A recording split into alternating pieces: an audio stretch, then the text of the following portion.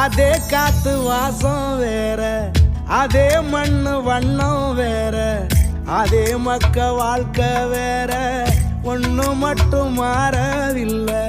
மத்த நாட்டு சுவையெல்லாமே ஒத்த வேலை உடைய போல, சுத்தமான நம்மூர் சுவையோ ஆத்தா தந்த உசுர போல.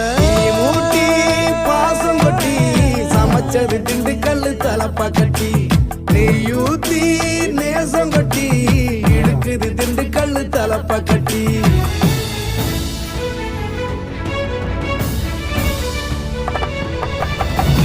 மூட்டி பாசம் கொட்டி சமைச்சது திண்டுக்கல்லு தலப்பா கட்டி, நெய்யூத்தி நேசம் கொட்டி படைச்சது திண்டுக்கல்லு தலப்பா கட்டி.